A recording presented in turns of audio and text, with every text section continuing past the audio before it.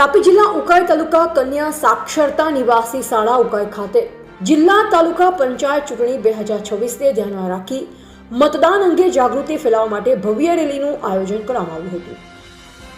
આ જાગૃતિ રેલીમાં ઉકાઈ તાલુકા કન્યા સાક્ષરતા નિવાસી શાળાના આચાર્ય હરીમભાઈ ગામિત તે સાથે શાળાની વિદ્યાર્થીનીઓ, શિક્ષકો તથા સ્ટાફે ઉત્સાહભેર ભાગ લીધો।